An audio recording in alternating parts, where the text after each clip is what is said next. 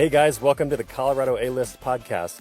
We're building a thriving business community based on generous leadership and authentic connections. I'm your host, Matt Brower, and today's episode is brought to you by GetAround. GetAround is a community-focused car-sharing platform where people can rent cars in their neighborhood by the hour or by the day. Whether you're running errands, traveling, or heading into the mountains, GetAround can help you get there. They've also worked out a great deal for us listeners of this podcast. Visit get.co/Colorado A-List to get $50 off your first ride. It's go time.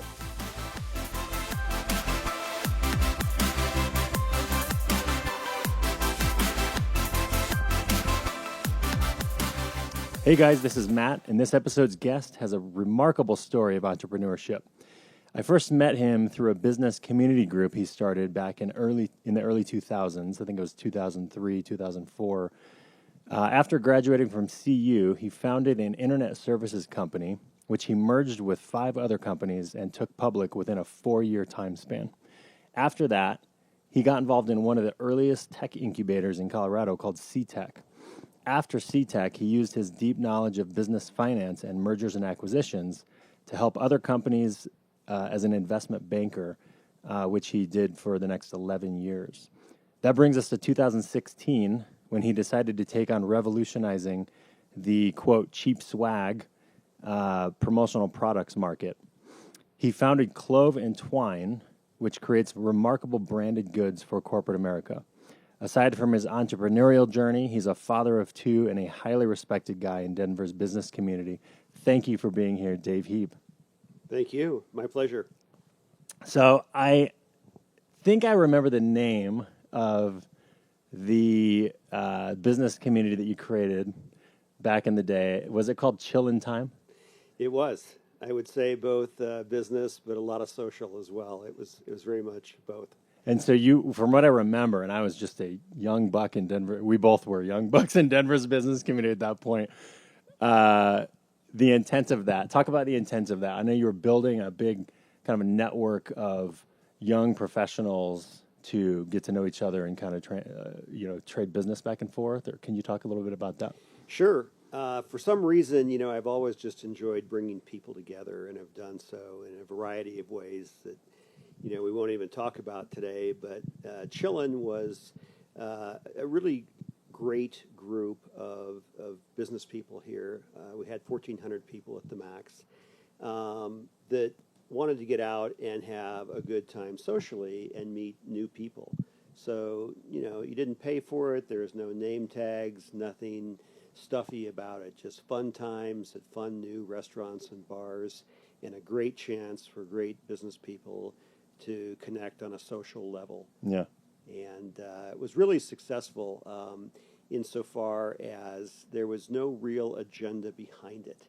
I didn't make any money at it. It wasn't about me. It was actually about the people. I photographed the attendees extensively and put them on the website.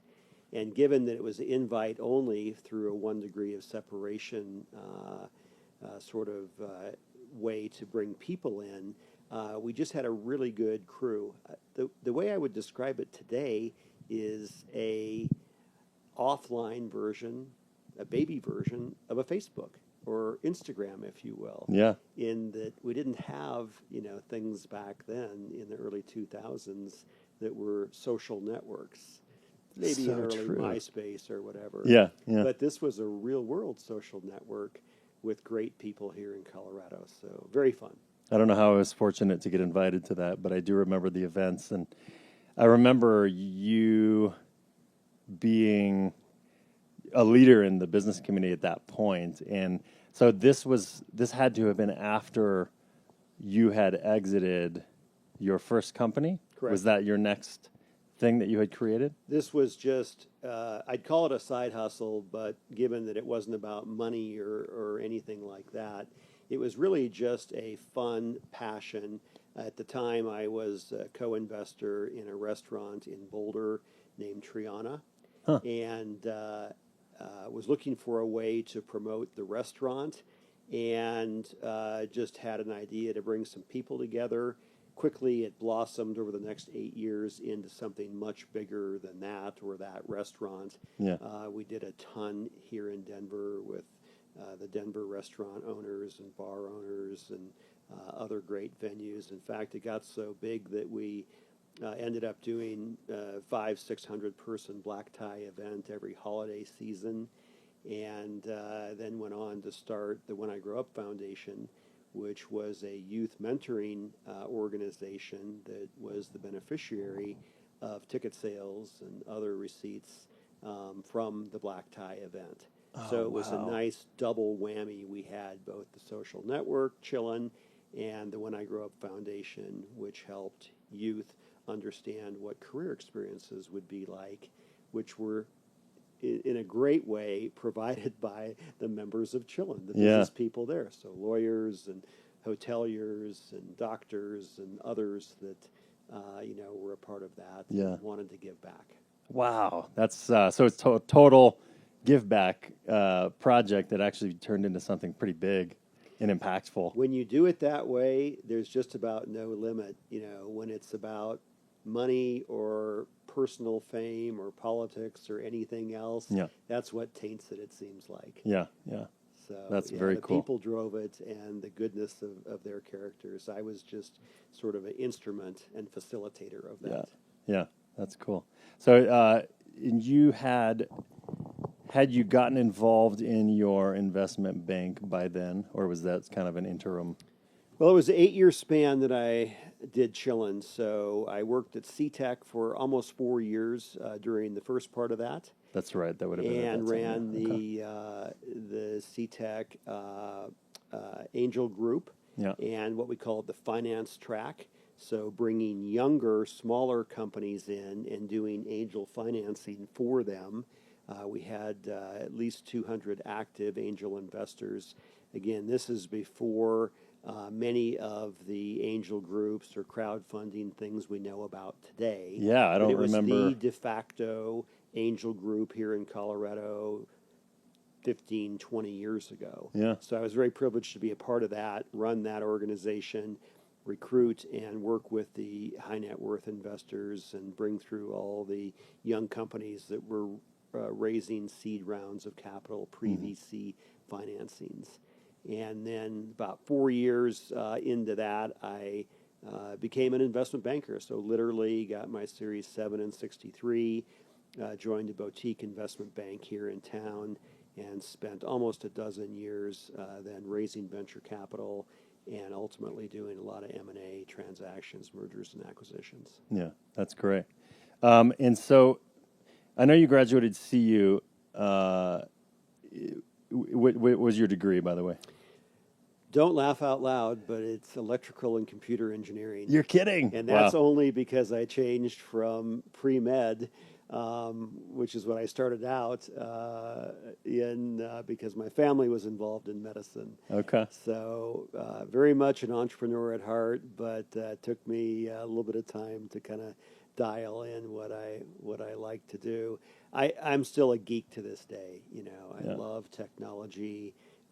We don't sell technology; we leverage it today. Yeah. But even in my investment banking career, I was able to bring some value there, given my fairly deep knowledge of hardware, software, systems, and all the things that came with that. Yeah. So talk about your. So just before we were chatting, just before we started this, you've made mention of you just always just in your blood to be an entrepreneur. It's just always how you were wired.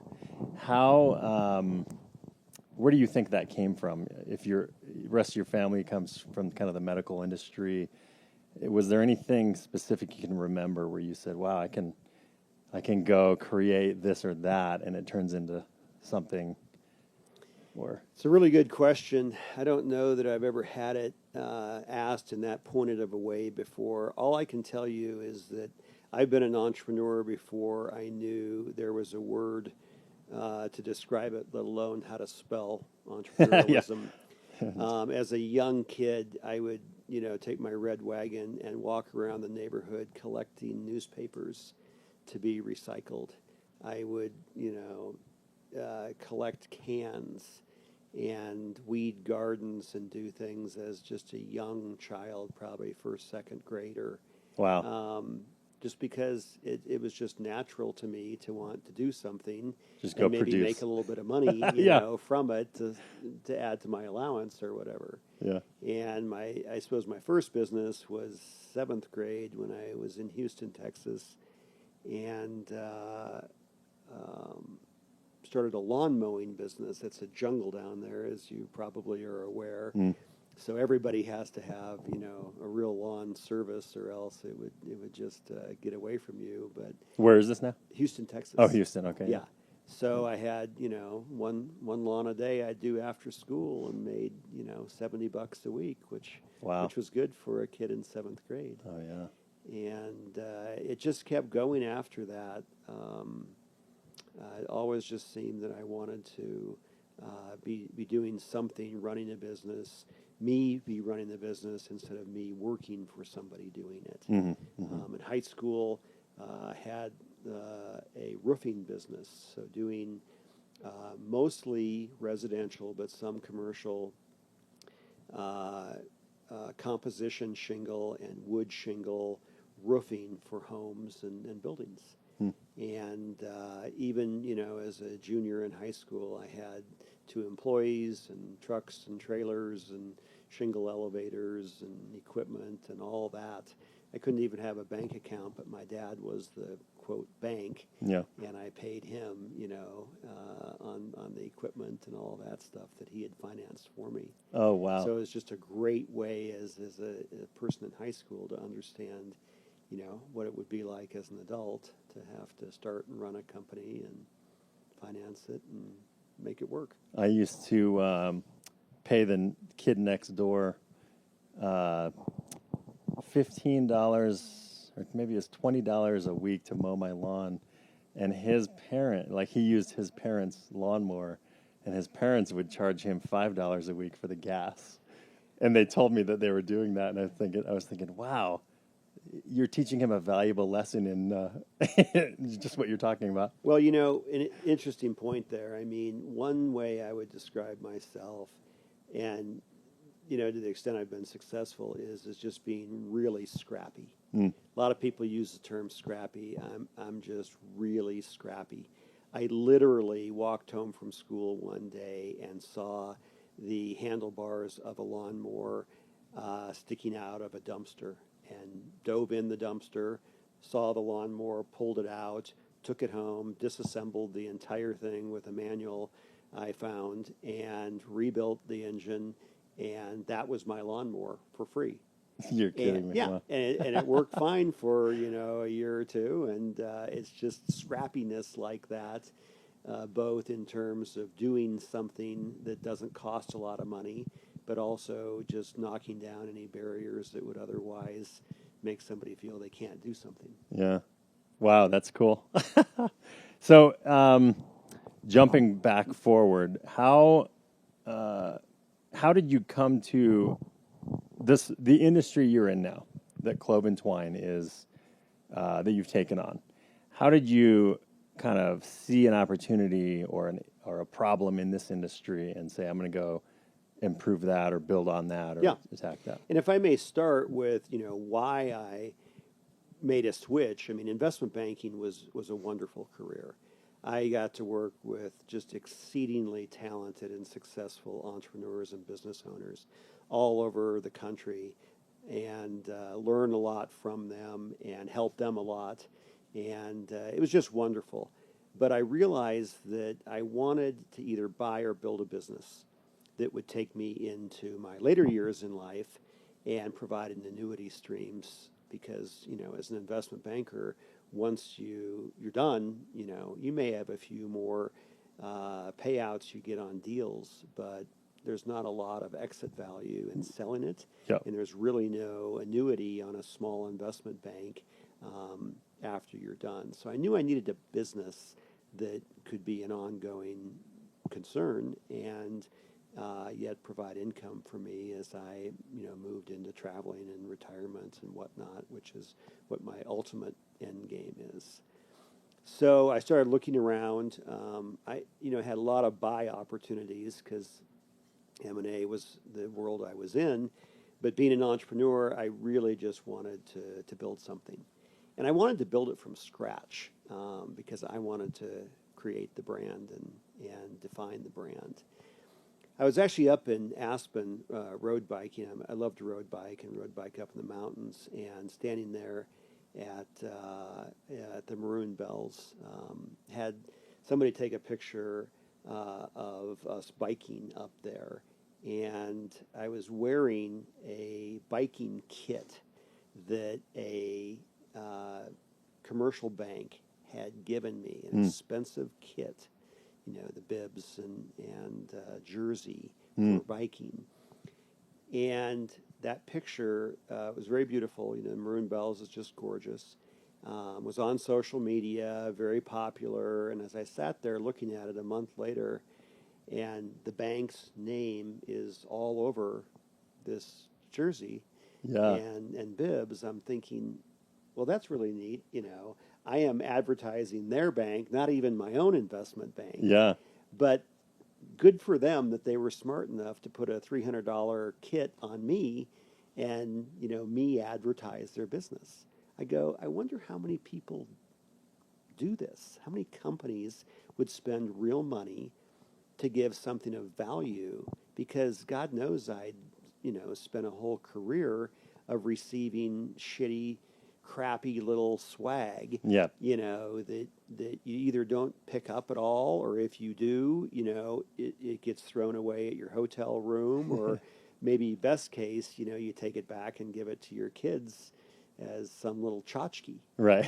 So yeah, we've all gotten a ton of that stuff. Yeah. So I thought, what if there were companies that would buy real goods, right, product, that did appropriately have their brand on it, and there would be a business there. Now, I knew nothing about the real innards of a promotional products business. Right. Never run a distributorship, run a lot of tech companies, software companies, internet companies, things like that, but never anything like this. So I spent about 6 months doing a lot of reading and research, and here's what I found. There's about 20,000 distributors here in North America that do about $22 billion a year in gross sales to every company you can imagine, from a 10-person dentistry office to Facebook and everybody in between of every size you can imagine. And the industry is just filled with 99.99% of those 20,000 companies being just purveyors of crap, just junk. Yeah. And it's everything from a mom and pop shop in Edina, Minnesota, working out of their basement, maybe making $75, $80K a year all in. Okay. Yeah. All the way up to $75 million, even $500 million master distributors that are moving high-end speakers and other neat tech and product like that, and then a whole bunch in between.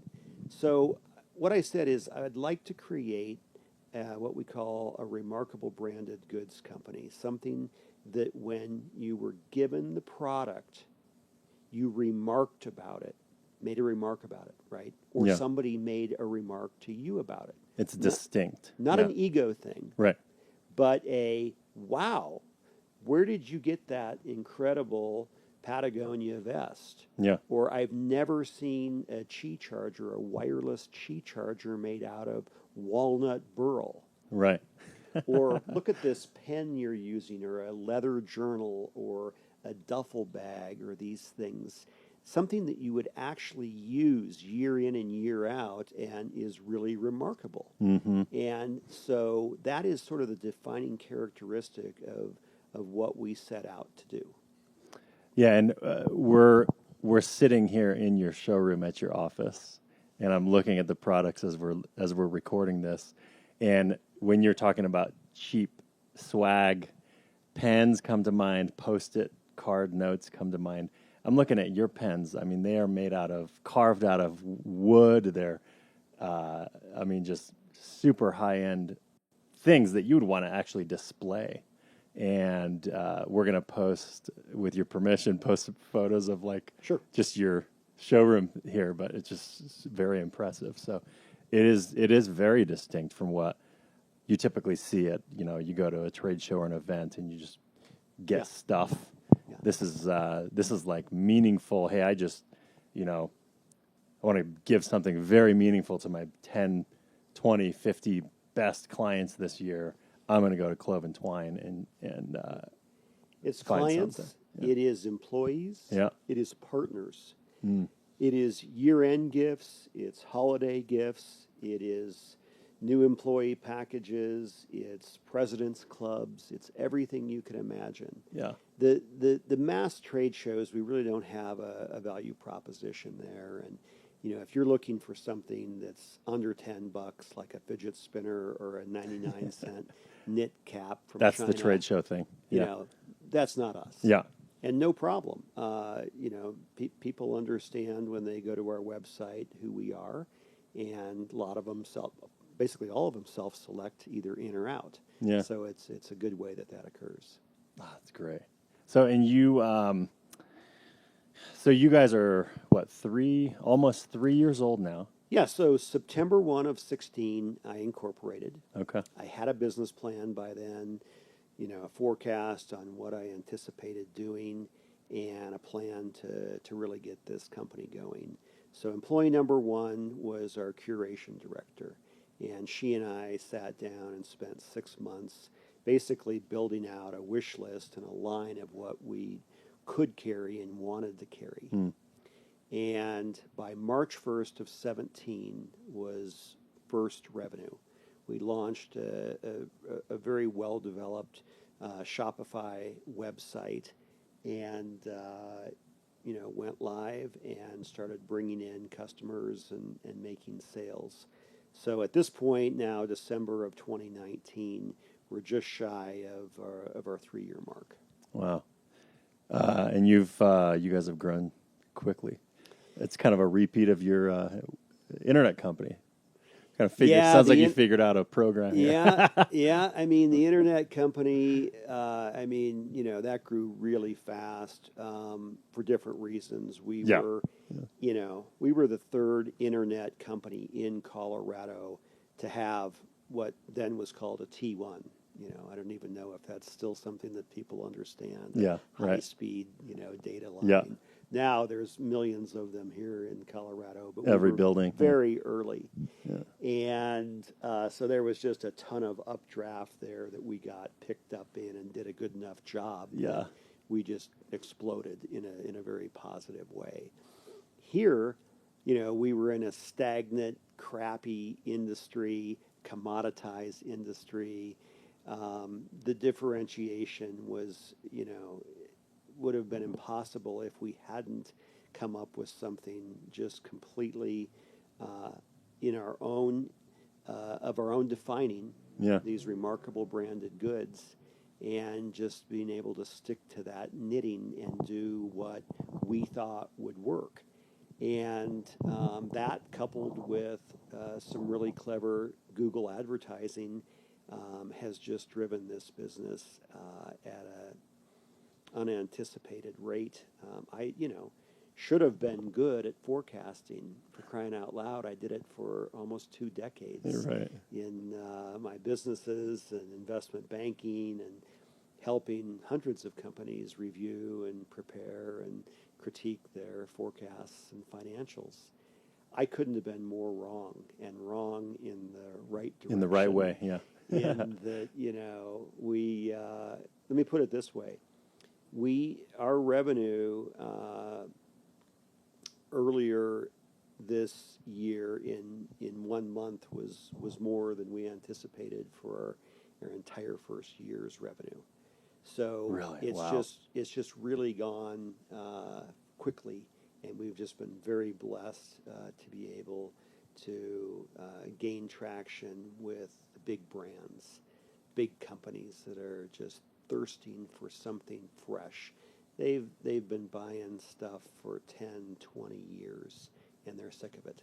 Yeah. And they come along and they find a company like ours, and they're like, wow, we can buy product from you. We can have you do president's clubs or, gifting suites. We can have you do kits or gift boxes, which we'll do almost 20,000 of those this quarter alone. Wow. And so we package up these things in a very novel way that seems to be resonating quite well with corporate America.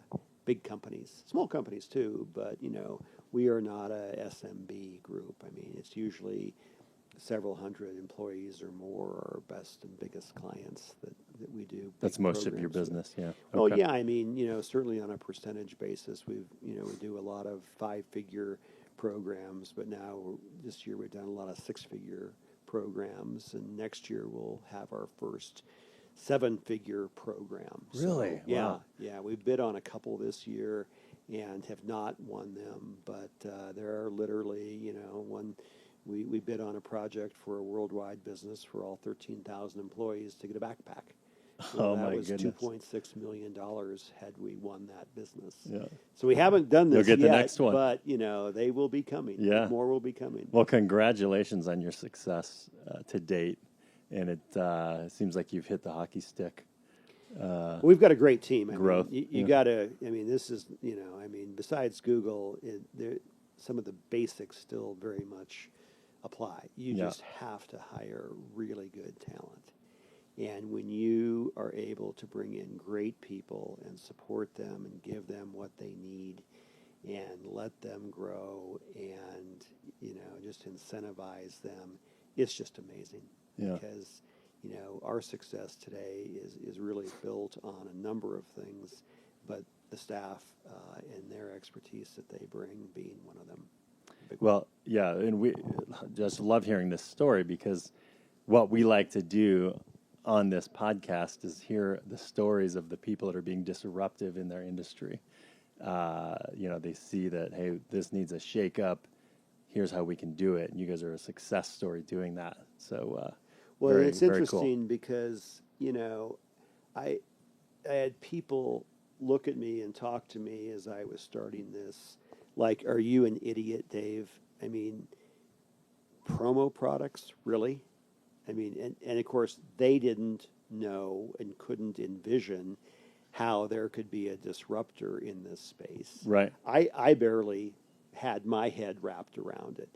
We could have sunk to the bottom of the ocean, as fast as possible.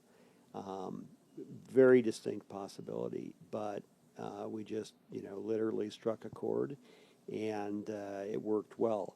One of our first people that we brought in as well was our creative director. Mm-hmm. And he is just a veteran of 20 years of creating and building brands. And I like telling this part of the story because I think it's very important for people to know that a lot of investment up front in your brand creation and brand strategy can really pay off. Not all the time, but many times. And I've done this a couple times and paid up for it, and it's really worked well.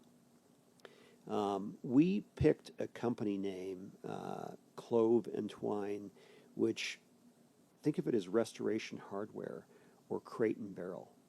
What do those two names think to us today? Right. Certainly not about restoring hardware.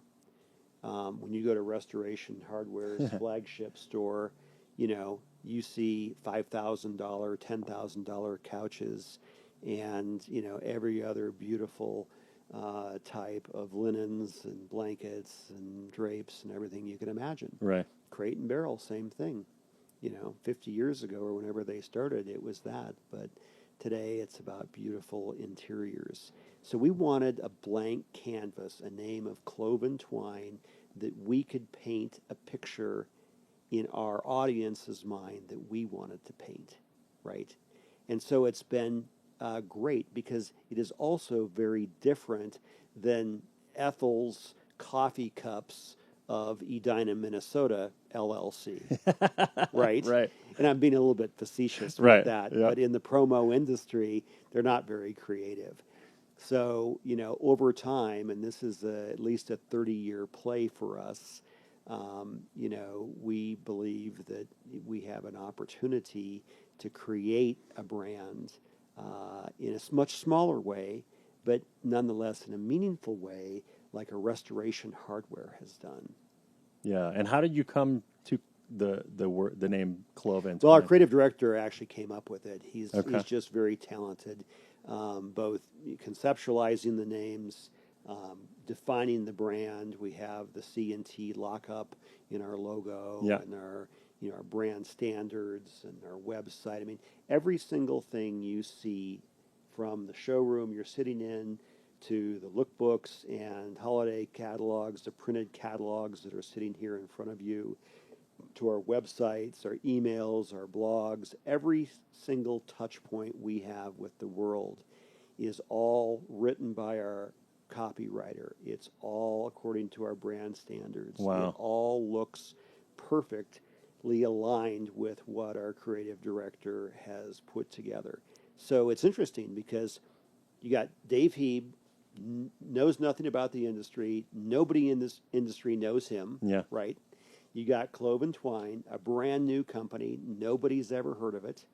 Granted, we do sell brands, North Face, Patagonia, some of the bags, Timbuktu, things like that. Yeah. But nobody knew us. But when you look at us, especially in this industry, it looks like a very mature, very successful, very professional entity, which was key to rise above, head and shoulders above the others that were just kind of, bumbling along. Doing the same old in thing. the promo space. Yeah.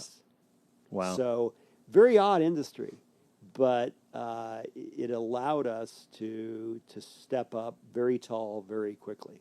Wow. That is such key advice to every business owner listening to this podcast. Well, it's hard because, Yeah. we spent, probably $30,000 on our website. Mm-hmm. It's a lot Wow, of money that's a for, lot, yeah. A first website. Now, granted, this isn't just a brochureware site. This is a transactional Shopify, sophisticated site that did pricing. Has a lot and all of that function in to there. it, yeah. But, we spent at least that much as well on our brand creation and a lot of things that have allowed us to quickly be taken as legitimate by the big companies that are knocking on our door. Well, so before I forget, what's the best way for people to reach you or check out the brand? And what's your website? So just Google Clove and Twine, or go to Clove and Twine, CLOVEANDTWINE. We've got a great website. You can shop by all kinds of different ways, prices, categories, products. You can look at our kits and all kinds of different things. We actually, interestingly enough, side point, only about one in every 400 or 500 transactions is actually organically done through the website, like you do on Amazon or Best Buy. Yeah. Most of the transactions are done through our account managers and working with people that come in through the phone, chat, or our Zendesk emails. So we do a lot of quoting and invoicing and, projects like that where we're actually putting together a quote and transacting the program versus, somebody just checking out on The website and buying a couple different, it's more volume. Yeah, and we sell to bigger companies. We do. We have what we call minimum order quantities, MOQs, so whether it's 6, 12, 50, 100, depending upon what kind of product. If you buy swell bottles from us, the minimum is 100, for example, because that's what they set. Right. But it's great because I'd rather have fewer, larger transactions rather than scores of tiny transactions. Absolutely. And it's really opened our eyes to see, once again, how some of these programs get very large for big companies. Mm-hmm. When you're a $1 billion plus corporation, you actually end up spending a lot of money on employee or client gifts. Yeah, because it matters, To most of many the time. companies, it does. Yeah. Yep. So, appreciate all of that, kind of what has made you guys this successful this quick. Great to hear that stuff. We'll wrap here in a couple minutes, but before I do, we'd love to kind of find out a little bit more about what makes you tick. Just 2 or 3 rapid fire questions, just about you personally. Sure. So, is there any sort of like morning routine that you practice? You get up, and what does that look like, or not? Boy, I really wish I had a impressive answer to that. I know some wonderful entrepreneurs right here in our town that get up at 4:30 a.m. and do an hour and a half workout or run 10 miles or whatever. Unfortunately, I am not one of them. I'm not a morning Neither person, though. So I do want to say I'm very much not a morning person. Making a first cup of coffee and just kind of getting my day slowly started is great. I end up working a lot of hours, long days and weekends, as probably most of the entrepreneurs do listening to this podcast. But I'm not a morning guy. So Yeah, I wish cool. I had a better response for you on that one. Yeah. No. How about favorite technology that you use? A bunch of different things, I suppose. I got to say, Sonos is fabulous. We use it at the office and at my house. We're a big Zendesk company, Shopify, Avalara, Slack. I got to tell you, corporate messaging with Slack is fabulous. Love that. What's really neat nowadays, of course, is that the cloud experience we have on our laptops, is on our smartphones as well. So we can see everything through all these different ways. And, given that I travel a lot for pleasure, it's great to be able to keep an eye on things here remotely. Whether I'm in Europe or Asia or wherever it is, you can really stay quite well connected based on the technologies that we use. And we use a lot of different technology forms here in the business. That's great. And then just to wrap, you mentioned travel. What's the best or most interesting place that you've ever been to? Wow. I've really fallen in love with Asia.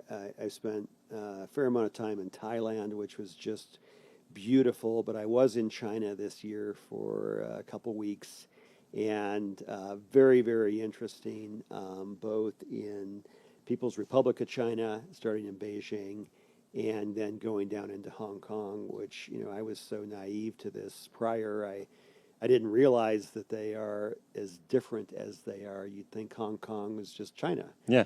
But now we see on the television, and fortunately we were there before this started that Hong Kong is a very different set of people and standards and living and beliefs and all of that. But nonetheless, it was all extremely interesting and valuable to take in the rich culture of the Chinese people, and very, very much enjoyed that. I have not made it there yet, but it's on the list for sure. I'm also a big traveler myself. And so, well, this was awesome. It was very good to hear kind of your story, learn more about you, and very much appreciate your sharing and generous leadership today. Oh, my pleasure. It was absolutely delightful to chat with you, and I hope it's helpful to any of those listening, because as entrepreneurs, we're always looking for new tricks and tactics on how to do better and better, myself included. Absolutely. Great. Well, thanks again, and we'll let you get back to it. Thank you. All right.